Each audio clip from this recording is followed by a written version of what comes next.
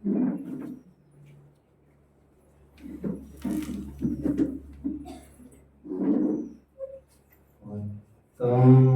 क्षमा माधव जब भाव है, सत्य शौच संयम तप त्याग पाव है, आकिंचन ब्रह्मचर्य धर्म 10 सार है, चहु गति दुख ते कारी मुक्ति करतार है। जिन धर्म के अनुयायियों, आराधकों, उपासकों, नासिक शहर के वासियों, आओ, मुझे आज बड़ी रूहानी खुशबू आ रही है, परम उल्लास हो रहा है कि एक ही परिवार के हम सब सदस्य एक जगह एकत्रित हुए हैं। समस्त पक्षी एक ही नीड में और फिर एक ही छत्र छाया में सभी परिवारजन बने रहे, तो इसके अमन सुकून का कहना ही क्या। मुझे याद आता है जब कभी मेरे पिताजी कारणवशात 11-12 बजाते थे रात में आने के लिए। मुझे याद आता है मेरी माता पूरी जाग कर टाइम निकालती थी। कभी बस लेट आए पूना से और 3-3 बजाए तो घर के सभी लोग जागृत अवस्था में रहते थे। घर का व्यक्ति घर में आ जाए उसके बिना हम सुरक्षित फीलिंग नहीं करते। उसी प्रकार यह आज एक साथ साथ का आनंद हम भोग रहे हैं। और जो हम एकत्र आए हैं, आज का एकत्रीकरण कुछ खास है। खासियत ये है, ये कोई विवाह सम्मेलन आदि का प्लेटफॉर्म नहीं है। अन्य प्लेटफॉर्म्स पर भी जैन समाज के हम भाई बहन एकत्र आते दिखते, पर जिस प्लेटफॉर्म पर, जिस छत्र छाया में हम आकर खड़े हैं, सिद्ध क्षेत्र की तलहटी में और धर्म के प्रयोजन से, यह कुछ खास है। आज ये अवसर बारंबार उत्पन्न होते रहे जिससे हम जैन कुल में जन्म लेने वालों को जैनत्व होने का भान भी बना रहे और महिमा भी निरंतर होती रहे। थोड़ा सा समय है आप लोगों के पास, उतने में मुझे कुछ एक महत्वपूर्ण टॉपिक की चर्चा करनी प्लान है। 2 शब्द मैं अपने उत्तम क्षमा पर बात करूंगा, क्षमा वाणी पर मैं बात करूंगा। जितना समय है उतना ही आगे। वैसे टू एयर इज ह्यूमन, चूक करना मानव का एक स्वाभाविक धर्म सा है। और ये कहावत चलती है, कौन है आदमी जो कभी चूक नहीं सकता। हमारी छोड़िए, हम तो गृहस्थ पड़े ही कीच कीच में। श्रीमद राजचंद्र जी की भाषा में गृहस्थी वो कषाय का पहाड़ है, वो काजल की कोठड़ी है जिसमें कितनी भी सावधानी बरते आप, कोयले की भट्टी में रहकर काला दाग कपड़ों को न लगेगा, ऐसे कैसे हो सकता है। इस भट्टी के कपड़े, हालांकि जैनियों के तो हो नहीं सकते, पर इस भट्टी के कपड़े, वो भट्टी कैसे रक्षा कर पाएगी कोयले की। गृहस्थी वो जंजाल है जो कषायों का ही पहाड़ है। गृहस्थों की बात ही क्या करें, बट यदि मैं मुनिराजों की बात करूं थोड़ी देर के लिए, तो मुनिराजों के भी कदम कदम पर जो इतने सजग है, सावधान है, प्रतिपल मोक्ष मार्ग पर अग्रणी हो रहे हैं, उनसे भी भूल चूके होने का बराबर गुंजाइश होती रहती है। इसलिए पंचम काल में मुनियों के 28 मूल गुण के अंतर्गत 6 आवश्यक बताए गए। किसी को आइडिया है यहां पर बैठने वालों को? हमें फुर्सत मिले जैन संविधान को खोलने की, तभी तो हमारी आंखें खुले। आज इस बहाने आकर बैठे हैं जनवाणी के सामने। वो बेटा ही क्या खूब पैसे कमाने में मस्त है और माँ के पास देने के लिए समय ही नहीं हो। सुनो, अपने जीवन क्या दुख दर्द यदि मिटाना हो तो आपको माँ के पास आकर बैठना पड़ेगा। सामान्य बात भी हम नहीं जानते। खैर, अभी तरस खाने को भी बहुत समय भी तो नहीं है, मुझे विषय भी तो देना है। मैं ये कह रहा था 28 मूल गुणों में मुनि भगवंतों के 6 आवश्यक कहे। उन 6 आवश्यकों में समता समारे धुति उचारे वंदना जिन देव को, करे प्रतिक्रमण करे श्रुति रति तजे तन अहमेव को। ऐसी छठवीं ढाल की लाइन शायद किसी को पता होगी, कोई पुराने लोग बैठे होंगे तो, अथवा पुराने लोग किसी को वसीयत दे गए होंगे तो। अब तो सब समझ रहे होंगे। वसीयत वो नहीं है जो जलकर राख खाक हो सकते हैं, जिससे आपके बच्चे बिगड़ सकते हैं, जिससे आपके जीवन में, आपके बच्चों के जीवन में निखार आए, सुधार आए।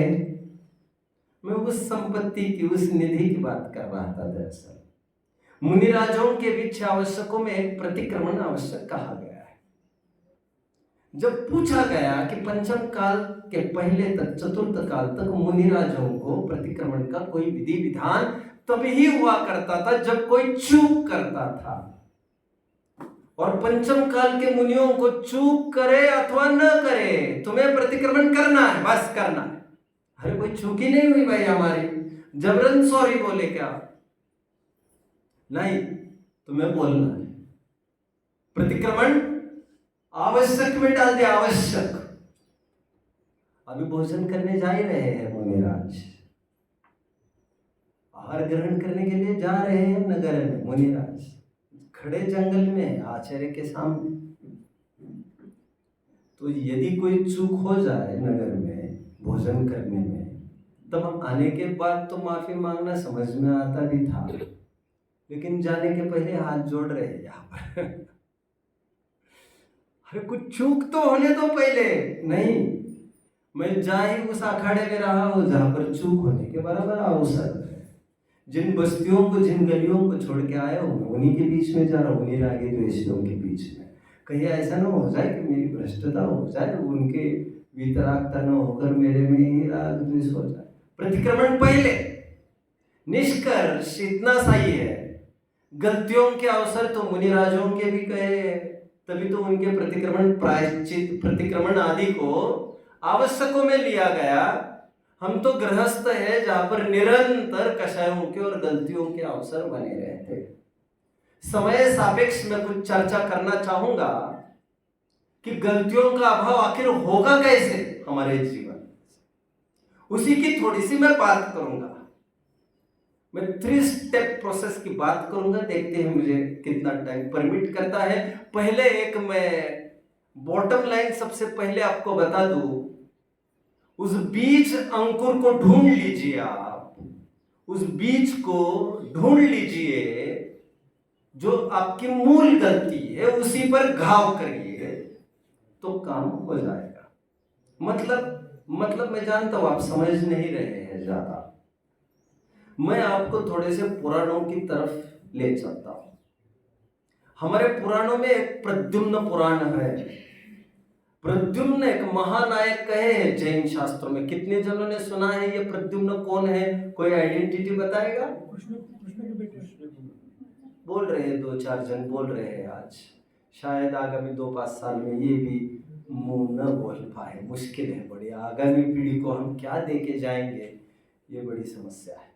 ये नारायण अर्धचक्री कृष्ण के पुत्र है प्रद्युम्न। अभी लौट के आए हैं बेचारे। कहां से जी?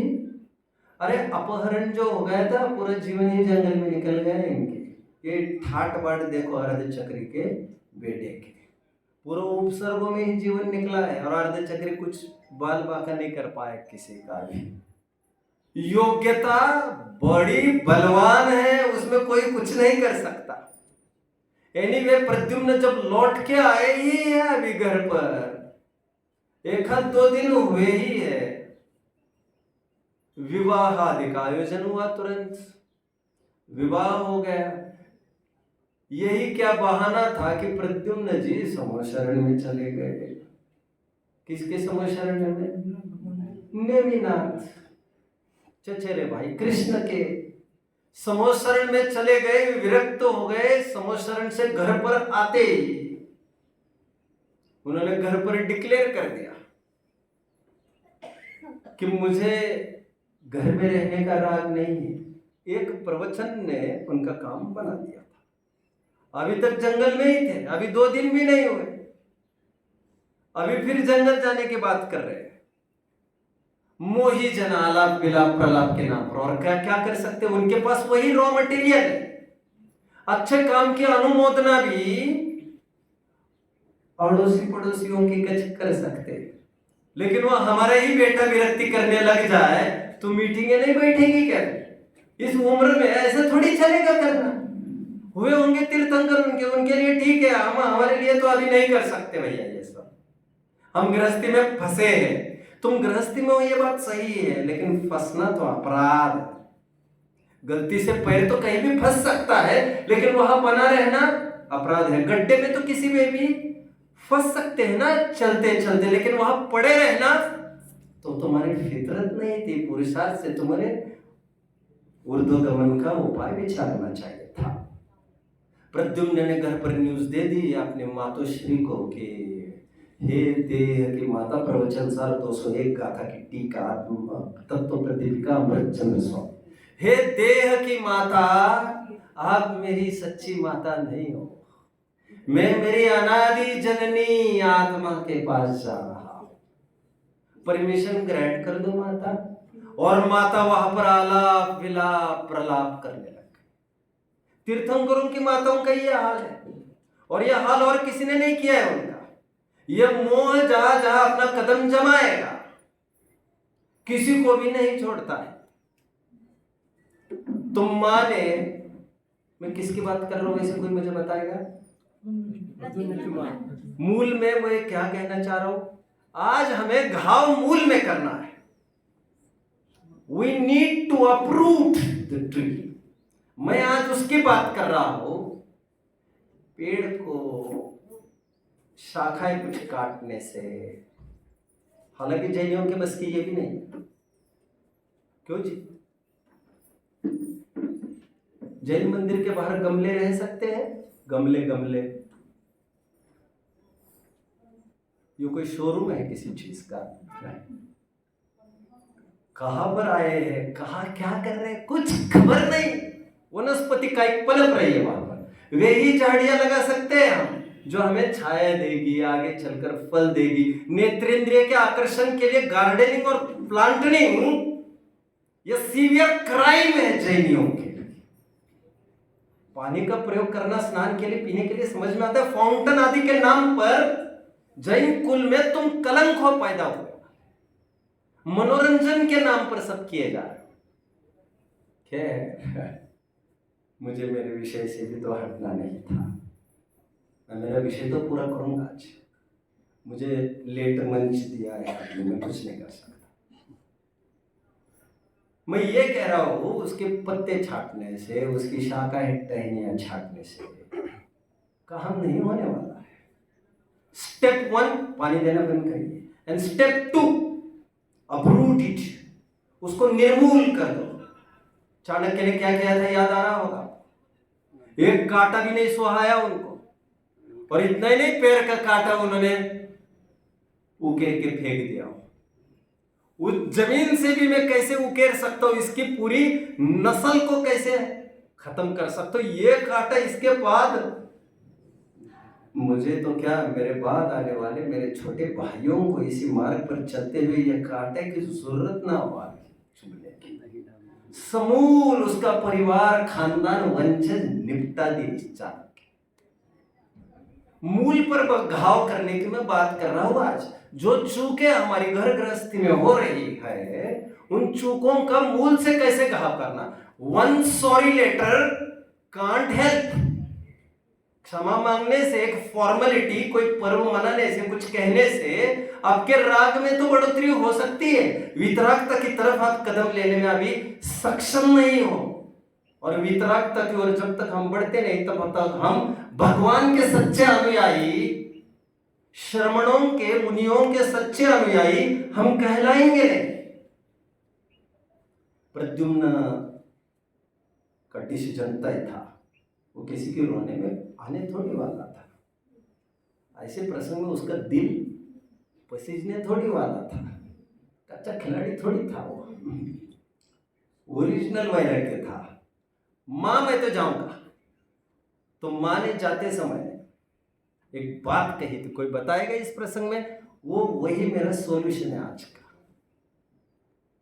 मां ने खूब रोकने की कोशिश करने के बाद जब मां को लगा वैराग्य की धार ज्यादा है, ये ढाल टूट फूट जाएगी, चकनाचूर हो जाएगी इस तलवार के सामने, ये ख्याल में आने पर मां ने अंतिम एक ही बात कही, ठीक है। क्या कहा था बताएगा कोई? If your decision is final, यदि तुम्हारा निर्णय अंतिम है दीक्षा लेने का। रोते रोते फूट रही थी, तो उसकी मां ने कहा फिर एक वचन तो दे जाओ।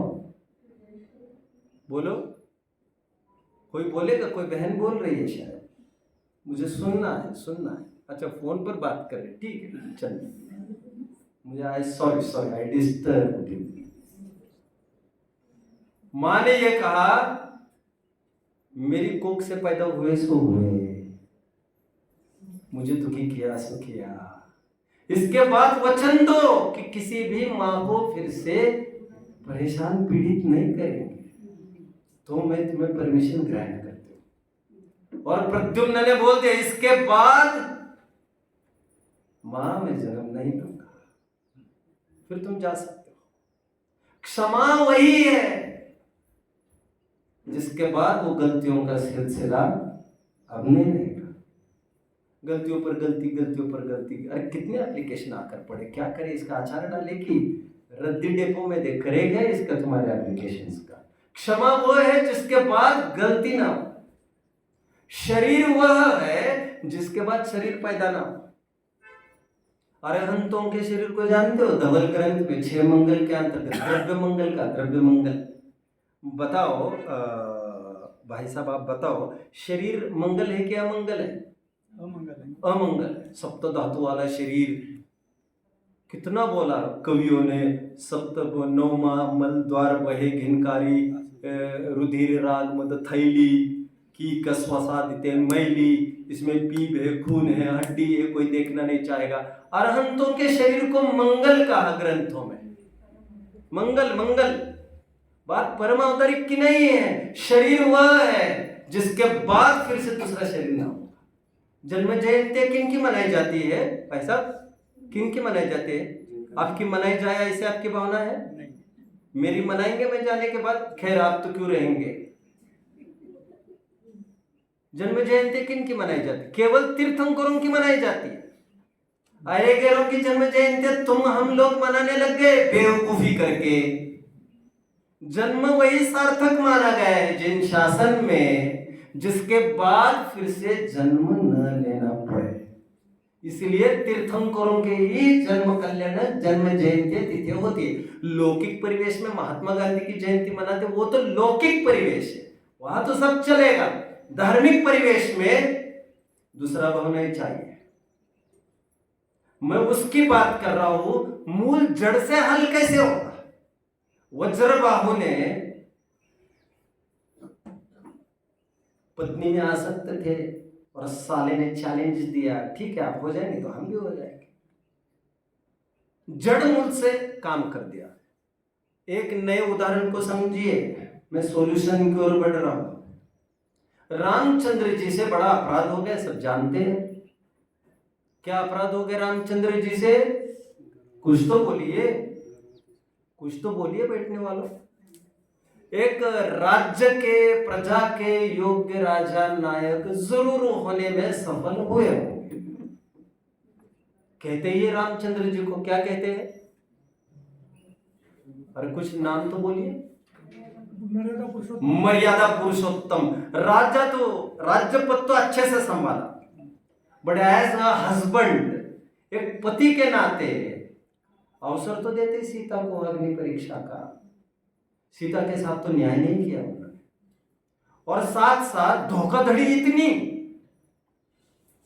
फरेबी इतनी कि क्या कहा था, ड्राइवर तुम्हें शॉपिंग सेंटर ले जा रहा है, ड्राइवर हमारा सारथी शिखर जी की यात्रा करा रहा है, और पहुंचाए कहा आपने हमको शमशान का वन में। यह कैसा, क्या है ये? और ऐसा पहुंचा कि फिर से छोड़ के आने के लिए कहा, केवल ड्रॉप करके आना है।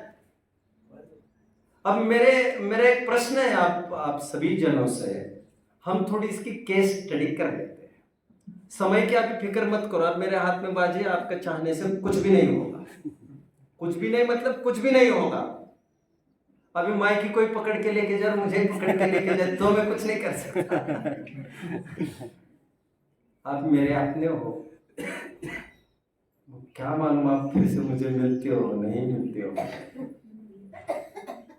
मिलने की भावना होने पर भी फिर से मिलते हो नहीं मिलते हो, आपको भी कुछ भी नहीं पता है।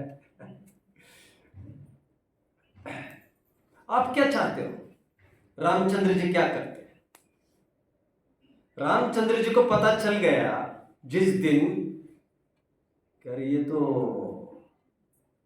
इसका ट्रैक रिकॉर्ड तो क्लियर कट है, और आदमी ने नहीं, वो अग्नि ने साक्ष्य दे दी है, देवों ने आकर साक्ष्य दे दी। सुप्रीम कोर्ट से साक्ष्य आने के बाद फिर हाई कोर्ट का क्या चलता है यहाँ पर? आदमी कहां से तय करेगा? आग ने तय किया है कि सीता शीलवती है। डायलॉग आपने सुना होगा, मैं संस्कृत को वो छंद भूल रहा हूं मूल में, जिसमें सीता ये कह रही है, मैंने स्वप्न में भी पर पुरुष के बारे में सोचा होगा, तो हे अग्नि तुम मुझे उस प्रकार दहन करो जिस प्रकार एक तिनके को दावानल दहन करके राख करता है। और हंसते हंसते जा रहे हैं ऐसे कि नहीं जाओ कि नहीं जाओ, जाओ कि नहीं जाओ। पहले कपड़ा डाल के देख लिया ओरिजिनल तो है, यह सब झमेला नहीं है हमारे पास। हार या पार हो जाएगी परीक्षा आज कड़ी। वो तो ठीक हो गया, सीता निर्दोष है यह तय होने पर, रामचंद्र जी अपराधी है यह तय होने पर रामचंद्र जी को क्या करना चाहिए आपको लग रहा है? रामचंद्र जी पीछे पीछे चले गए क्षमा मांगने के लिए। मैं क्षमा की बात कर रहा हूं, और क्षमा हमारे जीवन में कैसे अवधारण होगी मैं उसकी बात कर रहा हूं आज। वो बीज को कैसे उखाड़ा जाएगा? सीता के पीछे पीछे दौड़ गए रामचंद्र जी, और बोले कि आई एम वेरी सॉरी वगैरह। बट सीता जी ने यह कहा, बहुत नाटक नौटंकी चल रही है बहुत टाइम से, अभी 4 बार हो गया है। सीता को अपने जीवन में 4 बार वनवास भोगना पड़ा। जिस दिन ससुराल में आई उस दिन आपके भाग्य के साथ मेरा भी भाग्य खुल गया मतलब आप समझ गए। और जो हुआ जंगल बार फिर जंगल, फिर जंगल, फिर जंगल, फिर रावण कैसा जीवन निकाला। बट अभी रामचंद्र जी क्या करें, मेरा इतना सा प्रश्न है। रामचंद्र जी को आज एहसास हो रहा है उस बात का, आज रामचंद्र जी क्या करें? क्या भूतकाल के पाप के पीछे अभी संकलेश करके मर जाए? कैसे मांगे क्षमा? और सीता तैयार नहीं है। और सीता ने एक ही उपाय किया, बोली जब इतना चल रहा है, मेरा अभी गृहस्थी के प्रति मन ही उचट गया है, लोकल लैंग्वेज में मैं बात कर रहा हूं। बोले मैं अभी कुछ नया करूंगी। और उन्होंने, आप सब जानते हो, पृथ्वीमती माता के पास जाकर आर्य का दीक्षा, नेहले पे दहना। रामचंद्र जी चौथे गुण स्थानवर्ती थे, सीता बन गई 5वें गुण स्थानवर्ती। रामचंद्र जी आज से इच्छाकार शुल्लिका हो गए, अब आर्यिका हो गई, पूज्य हो गई। कल तक तुम पति थे, वो क्षुद्र हो गई तुम्हारे पैर। बट आज अभी रामचंद्र जी बेचारे शोकमग्न है। पश्चाताप सुनिए किसी ने, डॉक्टर हुकुमचंद जी बाहर की। अच्छा, आप तो हमारे घर के सदस्य हो, तो भी मैं सोचूं इतनी भीड़ में हाथ कौन ऊपर कर रहा है, तो आप नहीं घर के।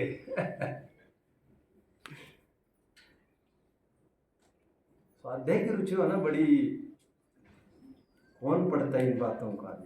टीवी एंड मोबाइल है हमारे हाथ में, हमारी जिंदगी उनके हवाले कर दी। वही पॉलिटिक्स, यही सब साथ व्यसन, वही सब, ये इसकी लड़की भागा ले गए, ये कर गए, ये कर, अरे तुम्हारा क्या होगा। एनीवे, रामचंद्र जी क्या करे इस पॉइंट पर। आज सीता तो चली गई, क्षमा करने का अद्भुत उदाहरण उसने पेश किया, बट रामचंद्र जी क्या करे। आपको लग रहा है पश्चाताप में डूब मरे। रामचंद्र जी ने सोचा कोई बात नहीं, सीता के प्रति तो हमारी गलती हुई है, वो अब हम कुछ भी करके भूतकाल को तो पलटा नहीं सकते। बट ये 8,000 है मेरे आश्चर्य। 8,000 कौन? अब जानते हो ना, बलभद्र के 8,000 रानियां कही है जैन ग्रंथ में। कोई जानता है? कोई नहीं जानता। तो उन्होंने ये कहा, ये तो सीता के साथ हो और भी किसी के साथ होता है, बीज हटना जरूरी है। और बीज गलतियों का तब हटता है जब हम विरक्ति की ओर बढ़ते। अकरम स्वामी ने अच्छा उदाहरण दिया, यदि कोई पेड़ फल फूल रहा हो तो क्या करना चाहिए। तो कहते हैं वो तो बीज रहेगा, तो बीज कहीं भी जाएगा, अंकुरित तो होगा ही, तो बीज को वहीं पर जला दीजिए, दग्ध बीजवत, फिर वो बीज कहीं भी वो उगेगा ही नहीं। रामचंद्र जी ने सोचा उपाय एक है सभी गलतियों को मिटाने का, मैं विरक्त ही क्यों न हो जाऊं, मुनि दीक्षा धारण कर ली।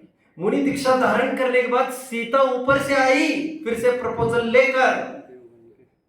क्षमा की बात छोड़ दीजिए आप, सीता ही आज बोल रही है रामचंद्र जी को, जो हुआ सो भूल जाओ, फिर से गृहस्थी बसा लेंगे अपन, आज नहीं कल सही।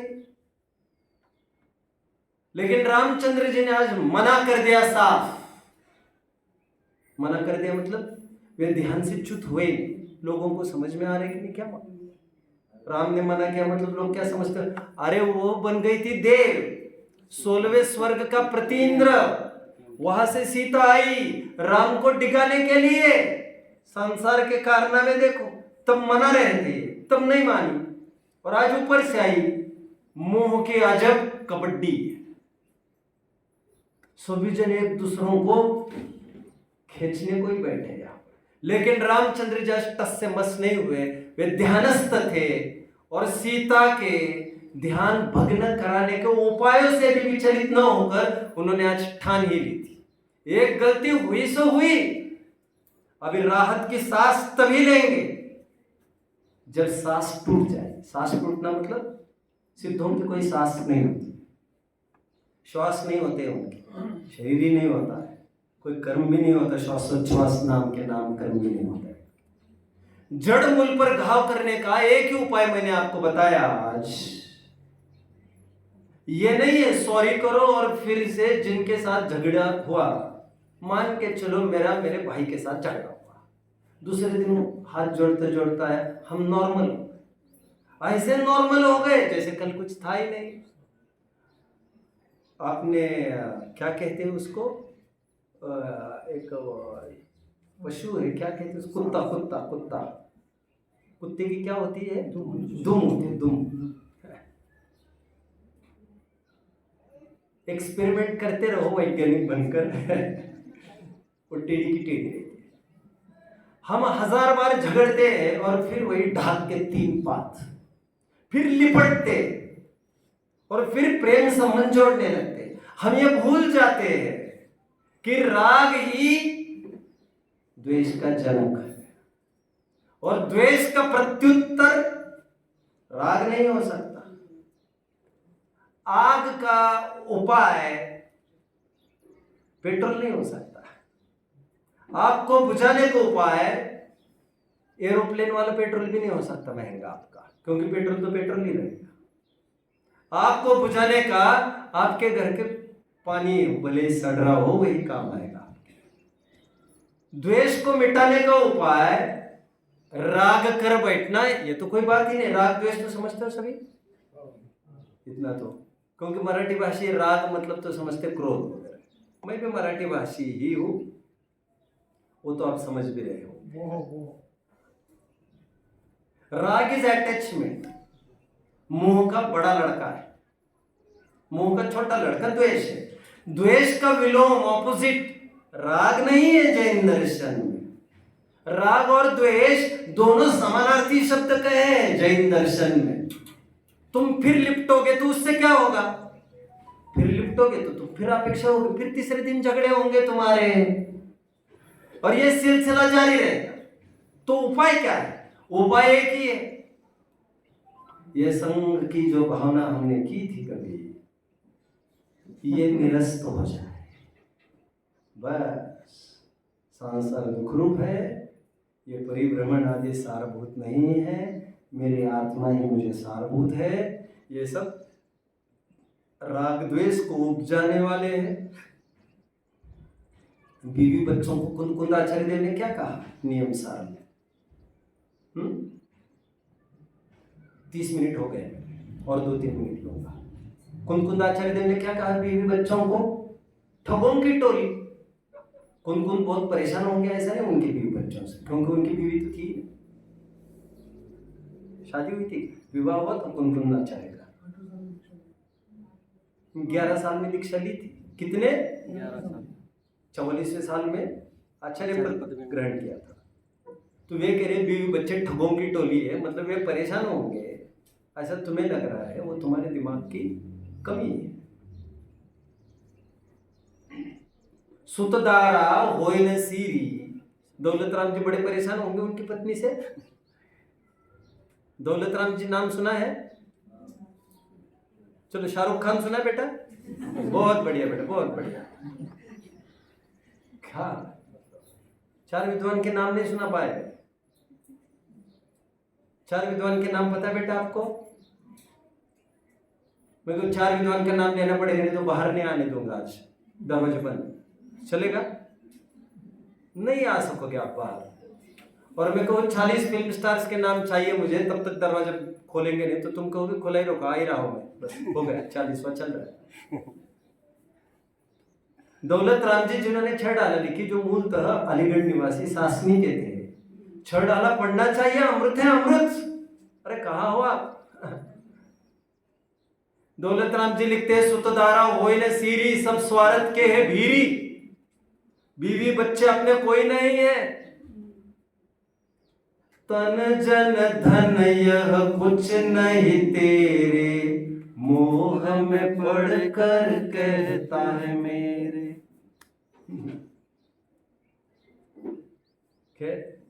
बीच पर यदि घाव करना है तो द्वेष का प्रत्युत्तर राग से नहीं होगा।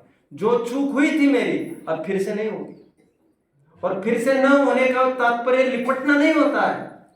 सावधान, किसी के नजदीक मत जाना, क्योंकि आज जो आपका नजदीकी दोस्त है वही आपका बनेगा जानी दुश्मन का। यह नियम है, नियम। नजदीकी आग है, राग आग दहे सा, नात नेह दूरी भली रहीम। कितने नाते रिश्तेदारी दूरी ठीक है, नात नेह दूरी भली लो रहीम जिए जान। क्या कहते हैं, वो पानी कहीं इकट्ठा होता है तो फिर वो तो सड़ने ही लगता है, इसलिए एक स्थान पर क्यों रुक रहे हो? ये मेरा और ये तेरा, ये क्यों उलझ रहे हो आप? बीवी बच्चे हैं का तात्पर्य ये तो नहीं इनके लिए जीवन हम न्यौछावर कर देंगे। अपने अपनी जिम्मेदारी पार पड़ी का मतलब क्या? अब वो उनका देख लेंगे, हम हमारा कुछ देखे कि नहीं देखे। सब अपना अपना गांठ का लेके आए कि नहीं आए। आत्म कल्याण करना ये क्षमा भाव प्रकट करने की दिशा में पहला कदम है। स्वयं को क्षमा करना चाहते हो, औरों को भी साथ न्याय करना चाहते हो, तो मोक्ष मार्ग में बढ़िए, सम्यक दर्शन ज्ञान चरित्र को अंगीकार करिए। क्षमा वही है जिसके बाद फिर से गलती ना हो। होमवर्क देने की आदत है मुझे, होमवर्क आपको दे देता हूं। आपको आज अभ्यास करना है। 3 प्रकार की क्षमाएं हो सकती है। एक क्यूरेटिव, एक प्रिवेंटिव एंड एक इंस्पिरेटिव। क्यूरेटिव और प्रिवेंटिव क्षमा तो फिर भी ठीक है, गलती हो गई माफी मांग लो, गलती ना हो इसलिए पहले माफी मांग लो। बट इंस्पिरेटिव गलती में उसे कह रहा हो क्षमा कर दी, मतलब तुम्हें दूसरी बार गलती करने का अवसर नहीं दिया गया। साहित्यिकों ने यहां तक कहा, हे गंगा मैया तू पाप नाशिनी नहीं, तू पाप प्रचारिणी हो गई। जिस दिन से लोगों को पता चला है गंगा में डुबकी लगाने से पाप धुलते हैं, तब से इतना पाप बढ़ने लग गया है। राम तेरी गंगा मैली हो गई। और धोते धोते यूपी सरकार परेशान है, कुछ भी हाथ नहीं लग रहा है। हे भगवान तू क्या कर सकता है? इंसाफ, अपराधी भक्त की एक सलूट, एक माफी पर, एक पूजन पर कर देता उनकी गलतियों को माफ। ये अन्याय जैन दर्शन नहीं होगा। क्षमा वही है जिसके बाद फिर से गलती ना हो। गलती न होने का उपाय, एकमात्र उपाय, मोक्ष मार्ग में बढ़ना, धर्म साधन करना, विरक्ति अर्जित करना। बीवी बच्चे हमारे नहीं, हम किसी के नहीं, थोड़े काल का संयोग है। फिर कोई कहा, फिर कोई कहा, थोड़ी देर संपर्क में आए हैं तो धर्म की विद्या ही देंगे। जो साथ में ले जा सकते हैं उसी की बात करेंगे। जिन कौड़ियों को कोई यही पर पूछते हैं, इन कौड़ियों को ना देवलोक में सिक्का चलता है, करेंसी चलती नहीं। भाई साहब आप जानते हैं ना रुपया चलता है क्या अमेरिका में? करेंसी चेंज किया तो हाँ, वो रुपया तो चलेगा क्या? चेंज करना। अन्य गतियों में हमारा ये सिक्का नहीं चलेगा, सोना चांदी वाला। वहां पर पुण्य का ही सिक्का चलता है जो आपके गांठ से निकलता जा रहा है। ओम नमः। सभी जीव क्षमा भाव को धारण करें। क्षमा भाव के 2 अर्थ होते, क्षमा करना और क्षमा मांगना। इस कदर मैंने मेरी जिंदगी को आसान कर लिया, किसी को माफ कर दिया और किसी से माफी मांगी।